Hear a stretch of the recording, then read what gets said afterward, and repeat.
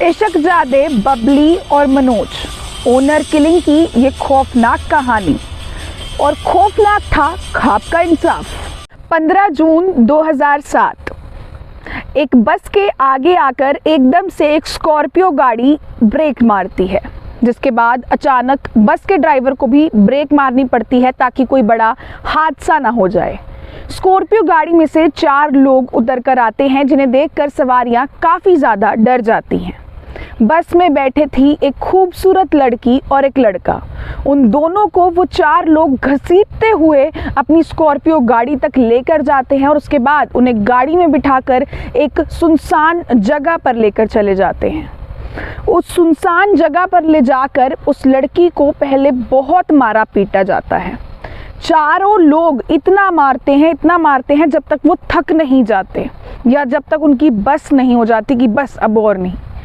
इतना ज़्यादा दोनों को, लड़के को भी और लड़की को भी लगातार पीटा जाता है। उसके बाद भी जब लड़की मरती नहीं है तो उसे जहर पीने पर मजबूर कर दिया जाता है। दरअसल ये कहानी है कैथल के एक गांव करोरा के रहने वाले मनोज और बबली की, जो कि ओनर किलिंग की पहली कहानी थी, जिसके बाद लॉज में, कानूनों में काफ़ी ज़्यादा बदलाव भी हुए थे। दोनों को इतना ज़्यादा मारा पीटा जाता है, उसके बावजूद जब वो नहीं मरते बबली को जहर पीने पर मजबूर कर दिया जाता है और उसके बाद मनोज को स्कॉर्पियो गाड़ी के पीछे रस्सी से बांधकर बहुत सारे राउंड लगाए जाते हैं। जब तक वो ड्राइवर थक नहीं जाता तब तक स्कॉर्पियो गाड़ी के पीछे मनोज को बांधकर इतने ज़्यादा राउंड लगाए जाते हैं, लेकिन फिर भी मनोज की सांसें चल रही थी कि अगर उसे डॉक्टर के पास उस समय ले जाया जाता है तो शायद मनोज की जान बच जाती। लेकिन फिर भी उन 4 लोगों में से एक जना जो है सामने आकर मनोज का गला दबाकर, जब वो नहीं मरता, जब उसकी सांसें चलती हुई देखता है तो उसे मार डालता है। और ये बात है 15 जून 2007 की। और वहीं घर वाले जो हैं वो दोनों को, लड़की के घर वाले भी और लड़के के घर वाले दोनों एक दूसरे जो है अपने बच्चों को ढूंढ रहे थे, क्योंकि मनोज का जो है पेपर था 7 अप्रैल को, माफ़ कीजिएगा, मनोज का पेपर था इंग्लिश का। और 7 अप्रैल को ही जो बबली है वो भी अपने घर से गायब थी। काफ़ी दिनों से दोनों को जो है परिवार वाले ढूंढ रहे थे, लेकिन इन्होंने 15 जून 2007 के आसपास जाकर जून में जो है चंडीगढ़ कोर्ट में शादी कर ली हिंदू रीति रिवाज के हिसाब से। मनोज अपनी माँ से अक्सर फ़ोन पर बात किया करता था, लेकिन उसकी माँ ने कहा कि शादी को कोई भी मंजूरी नहीं देगा, क्योंकि तुम एक ही गांव से हो, एक ही गोत्र से हो, और इसी वजह से या तो तुम एक दूसरे को भाई बहन कहो या फिर तुम्हें मार दिया जाएगा। पंचायत हुई इस चीज़ को लेकर और पंचायत में यही फैसला लिया गया कि अगर इन दोनों ने शादी कर ली है तो ये जहाँ पर भी दिखें इन्हें जान से मार दिया जाए।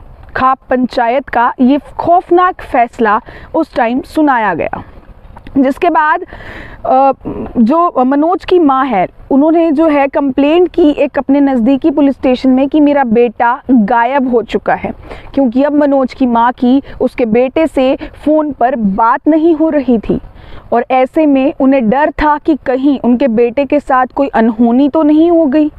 पुलिस स्टेशन में कंप्लेंट की जाती है 15 जून के आसपास, और 23 जून को लगभग कुछ दिनों बाद, 7 दिनों के बाद, 9 दिनों के बाद लगभग 2 डेड बॉडीज़ जो हैं वो नारनौद एक नदी है उसके अंदर से, कट्टे के अंदर से 2 डेड बॉडीज़ मिलती हैं। और उन दोनों डेड बॉडीज़ की जब शनाख्त की जाती है तो पता चलता है कि ये डेड बॉडीज़ बबली और मनोज की थी, जिन्होंने ये कसूर किया था कि वो एक गाँव से होते हुए भी उन्होंने शादी कर ली थी, उन्होंने प्यार कर लिया था।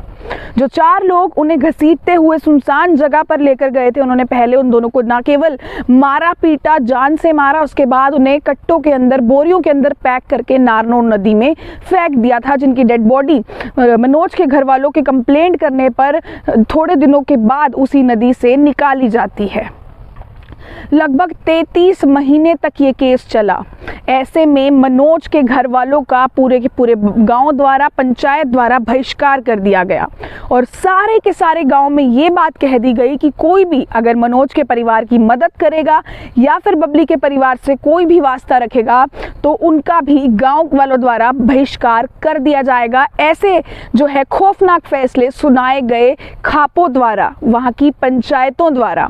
और हैरान कर देने वाली बात ये थी कि लड़की के जो दादा थे वो ही उस पंचायत के मुखिया थे और अपने ही परिवार वालों के खिलाफ ये जो है फैसला उन्होंने सुनाया था। उसके बाद जब काफ़ी समय हो जाता है, वो जब क्रिया का समय आता है, उसकी माँ जब कुमार के पास जाती है, मनोज की माँ, कि मुझे एक घड़ा चाहिए अर्थियों के लिए, तो वो उसे जो कुमार है वो भी मना कर देता है कि मैं पंचायत से कोई भी झगड़ा मोल नहीं लेना चाहता, मैं उनका सामना नहीं कर सकता हूँ, माफ़ कीजिएगा, मैं आपको वो नहीं दूंगा।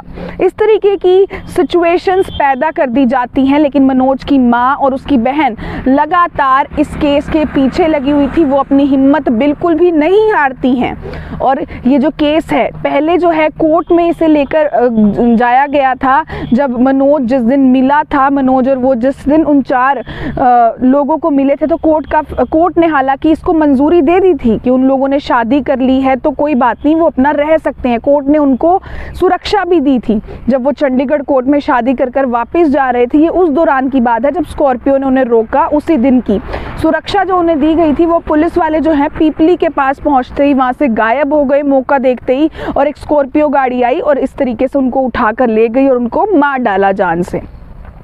ये सारा कुछ होने के बाद मनोज की माँ और बहन लगातार कोशिशें कर रही थी मनोज को इंसाफ दिलवाने की, बबली को इंसाफ दिलवाने की।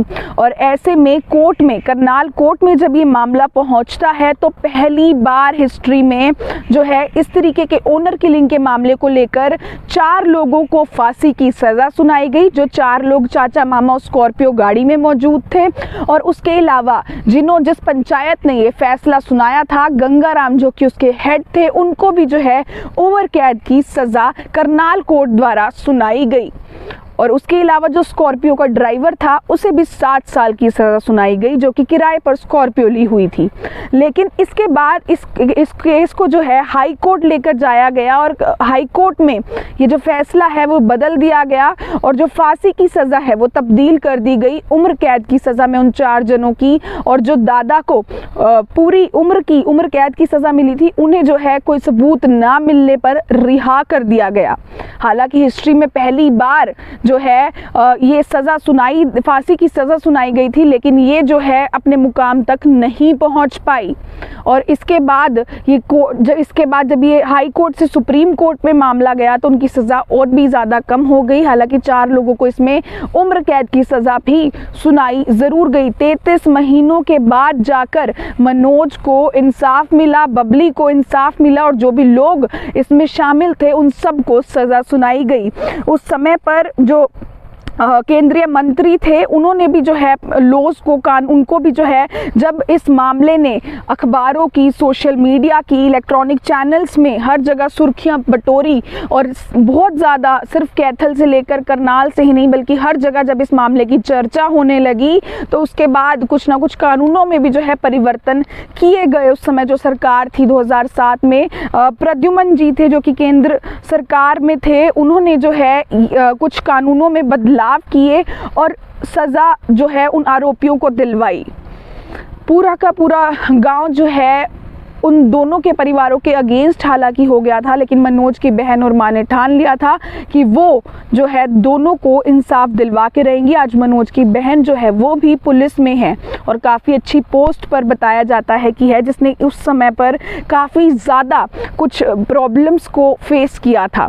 और सिर्फ यही नहीं, करनाल कोर्ट में जिस जज ने फांसी की सज़ा उन 4 लोगों को सुनाई थी, बताया जाता है कि उस जज को भी जो है काफ़ी ज़्यादा धमकाया गया था और उसके बाद उस जज ने करनाल कोर्ट से ट्रांसफ़र करवा लिया था। उसके बाद ये मामला पहुंचा था हाई कोर्ट और फिर पहुंचा था सुप्रीम कोर्ट। तो आप देख सकते हैं किस तरीके से ओनर किलिंग की, हालांकि अक्सर बहुत सारे मामले सामने आते रहते हैं, लेकिन ये ओनर किलिंग की पहली ऐसी कहानी थी 2007 की, जो कि कैथल से शुरू होकर करनाल कोर्ट में पहुंची और उसके बाद पहुंची हाई कोर्ट से सुप्रीम कोर्ट तक। इंसाफ में देरी ज़रूर हुई, लेकिन इंसाफ आखिरकार ज़रूर मिला। तो ऐसे में मेरी आप सभी लोगों से अपील है कि एक तो इस वीडियो को जितना ज़्यादा हो सके शेयर ज़रूर करें, और साथ ही साथ अगर हमारा काम आप लोगों को डराना बिल्कुल भी नहीं है या फिर किसी की भावनाओं को ठेस पहुंचाना बिल्कुल भी नहीं है, हम सिर्फ आप लोगों को जागरूक करना चाहते हैं। अगली कहानी तक के लिए सतर्क रहें, सावधान रहें और अपना और अपने परिवार का ख्याल रखें। धन्यवाद।